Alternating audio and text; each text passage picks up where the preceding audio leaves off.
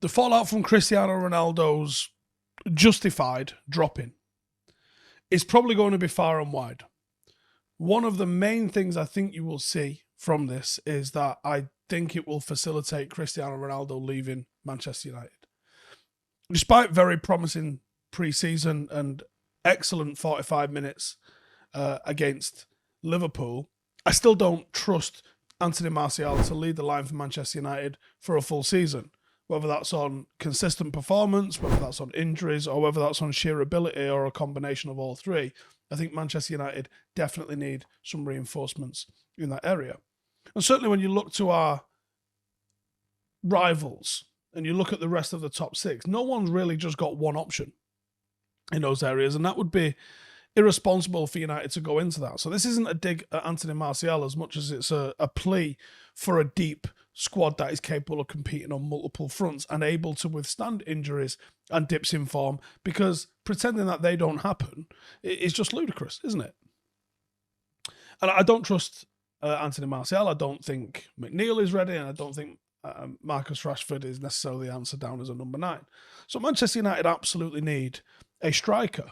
Now, we've done various different scout reports this summer showing all the different variations of people that are available, and it sounds like Manchester United are going to get Gakpo or Antony.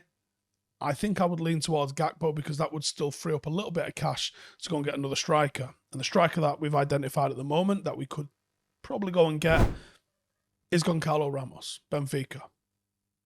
Rumoured to be available for somewhere in the region of 25 million. And I think at that price, you got to go for it. So Goncalo Ramos is probably one of the most all-round strikers playing in Europe right now, and he is still improving. He's only 21 years of age. He's got big potential, and he's got loads of room to grow into that.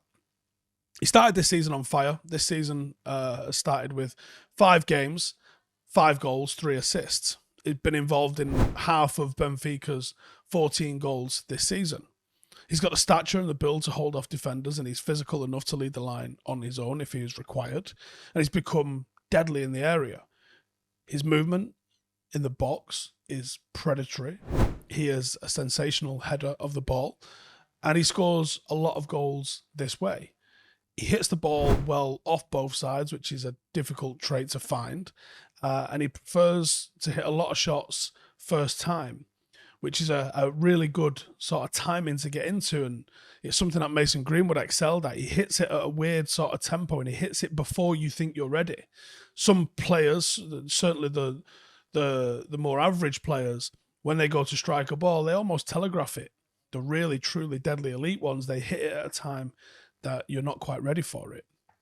Another positive aspect of Ramos's game is his defensive contribution, and this is probably why I think looking at the strikers and that we've been linked to, there's clearly a sort of robustness to them, and I think Ten Hag is looking for. Now, he is effective at winning the ball back for his team, and he's both clever and disciplined in how he hunts the ball down. He's quick, he's alert, and the defensive work rate that he's got all combine to make a real effective aspect of his game. He's got potential because one of the main assets of a quality striker is decisiveness and decision making. That comes later in your career usually, but he's already got that at 21. He'd be a good price. He'd be coming in young, someone that would probably be happy to be understudy for a big chunk of the season. He fits the profile of what we think Ten Hag would want as a centre forward. Probably the cheapest option you're going to find out there, bar a free transfer. And he comes as someone in the ascending, bit of a prospect sort of mould without necessarily having the weight on his shoulders of being a big money signing or needing to come in and start this weekend, which I think can trip up a lot of players. He would be given time to adapt to the Premier League and to Ten Hag's system, and then he could potentially go on and fulfill that role a little bit later down the line. And we've seen some players be really dripped into starting in the Premier League by managers, and they've had incredible effects once they've had the time to do that. Cancelo being a major one at City. He's been linked with Newcastle, he's been linked with Southampton, he's been linked with Everton in recent days.